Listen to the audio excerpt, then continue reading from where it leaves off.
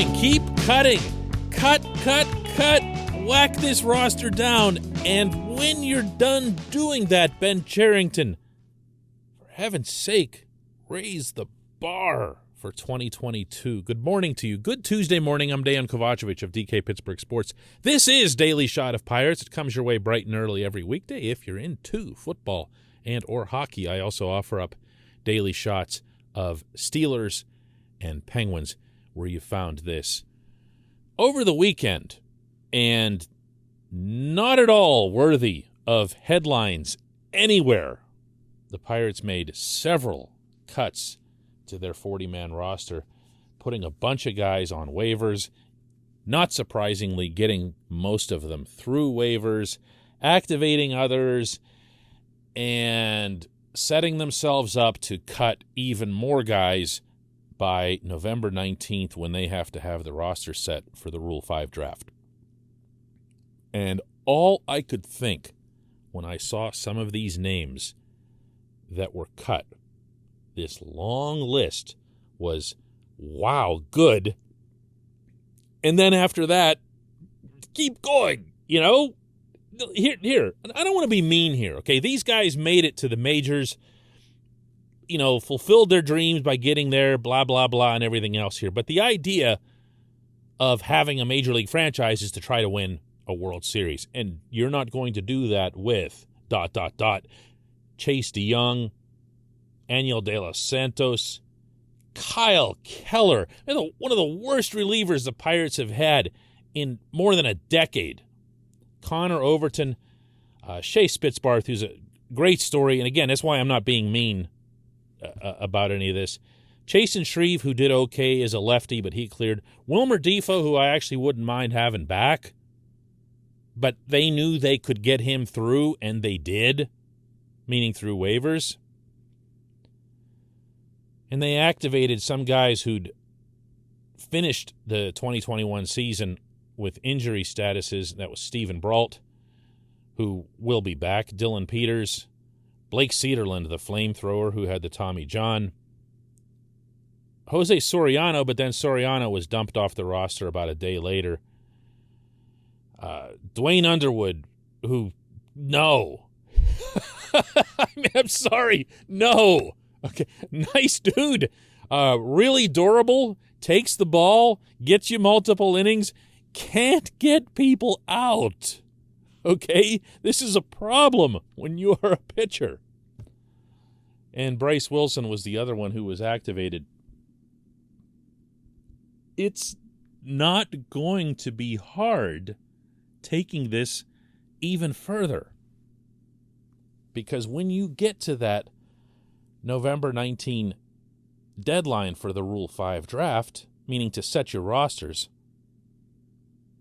you've got to add prospects who have reached a certain level of minor league experience. And among them are Kanan Smith-Njigba, Cal Mitchell, Mason Martin, the moonshot home run guy in Altoona, Tanaj Thomas, a pitcher they really, really like. There are a handful of these guys who have to be added. If you're grooming prospects, well, actually, first of all, if you're acquiring, paying a price to get prospects, and then you're investing time in developing them, and you're making them better and everything else here, last thing you want to do is lose them at Rule 5. And that's something that even during the regular season, we were talking about here on this show. We were going back and forth as to, well, you want to do this, but you got to make sure that you can't overload with the prospect count at a certain experience level, or you're just wasting them. You're getting them for nothing. So keep going. Keep going. I can't say this enough. I really don't want to be mean, especially to some really nice people and everything else here, but this job is about being critical, both in the positive and negative sense, of the team that you cover, of the subject matter. And an example that I'll give you is Chad Kuhl. Chad Kuhl, nicest human alive. There's not a person who's ever encountered Cool who wouldn't tell you that. And worked his rear end off to come back from Tommy John. And was able to throw with similar velocity, maybe even occasionally a better bite to his off-speed stuff. But he can't put the ball where he wants to consistently enough. Certainly not to start. So at the end of the season, you saw the Pirates move him to the pen, thinking maybe that would help. And I suspected at the time that this was a last gasp thing with Chad. Like they wanted to give him one last chance. You can't be doing arbitration with him and paying him $3 million. And it went terribly. It went terribly. He'd come into games that were close or the Pirates had a slim lead, and he would just get rocked. If he doesn't get kept by this team, if he isn't retained in whatever form, that's okay. That's okay. It's time for the Pirates to start looking not just at the 25-man roster, but at the 40 and saying, you got to raise the bar here. You're not just going to hang out on the fringe. You've got to be able to perform. You're either one of the prospects who's legitimately part of the future that you have to keep, or you're going to be a pretty good player in Pittsburgh.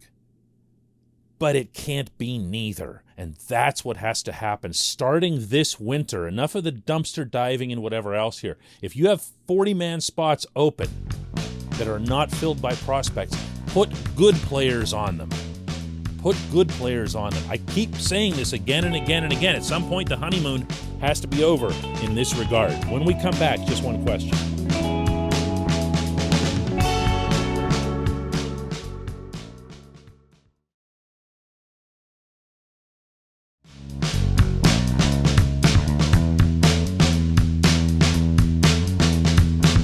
Welcome back. It's time for Just One Question, and that's brought to you on this program always by our friends at North Shore Tavern, directly across Federal Street from PNC Park. If you haven't been there yet, give it a try. Give it a try. It is open year-round. It's not tied in any way, shape, or form to whether or not there's baseball going on. It is a lively, happening place with your choice of excellent food, unrivaled selection of craft beers, and of course, the signature steak on a stone. Check out North Shore Tavern, directly across Federal Street from PNC Park. RJ1Q comes from Paul Sapienza, who asks, "Hi, DK. Brian Reynolds' biological clock is as much of a consideration to me as his arbitration clock. One might argue that the two clocks are actually in sync for a player whose service time began at age 25. What are the chances that the high-end talent cavalry comes from the minors while Reynolds is still with the club and in his prime?" You know, there was a conversation that I had with one of the front office types from the Pirates. This was out in San Francisco. It was during batting practice out on the field. And this similar thing came up when we talked. And I say similar because I didn't limit it to Reynolds. I included Ke'Bryan Hayes. Now, Reynolds is a little bit ahead, obviously, with, you're calling it an arbitration clock. It's really a service time clock. You have 6 years that you stay with one team. You're under their control from the time you arrive in the majors. Reynolds is entering, for anybody who doesn't know, a 4-year period in which his rights belong to the Pirates. So he's going to be here till he's 30. Obviously, barring trade. Hayes is going to be here for a year on top of that. So you have, if you average them out 4.5 years, you have time to bring along these prospects that we're talking about, if you can assume that they could safely arrive on a somewhat accelerated schedule. When I say safely, I'm referring to you don't want to rush prospects. You don't want to mess them up. You don't want to get them to the majors and then find out you forgot to address a certain really, really significant shortcoming that gets exposed, because that beats them up. And then they go backward, and no prospect, I don't care who you are, likes going backward. It hurts. It hurts. When you've been to the bigs, you play in a stadium and you're in that big fancy clubhouse and you fly on those charters, you feel like you've regressed in your career, no matter what they tell you, that you made it, but yeah, okay, I'm not good enough. Like, I made it and I was rejected. I was spat out. So you want to make sure that your Nick Gonzalez, your Leover Peguero, your Roansy Contreras, and even your O'Neill Cruz, you want to make sure that when they make it, they're ready to stick. Prospects can fool you. Gregory Polanco was the world's greatest prospect. Got to Pittsburgh, actually debuted, some of you will recall, with a series in Miami against the Marlins, where he was a world beater. He looked like the greatest baseball player any of us had ever seen, okay? Like a baby-faced Dave Parker. Hitting the ball all over. His arm before the shoulder injury was spectacular. He's running with those big, long strides. And okay, Greg had issues. He would have lots of them along the way. Was he rushed? I don't know. But you got to be aware of it. And you got to be careful about it. And that's why my focus here isn't so much on get the prospects here in a hurry as it is, as I mentioned in the opening segment, take those remaining spots on the 40 and do something with them. Get real players. Try to get them, if you can, on shorter-term deals so that you aren't blocking people. But go ahead and get guys who can actually play. Those do exist. There are good players who will sign shorter-term contracts. And if you can achieve that somehow, not only do you make your existing roster in Pittsburgh more competitive, obviously, but you also can build up trade chips the way you did with Tyler Anderson.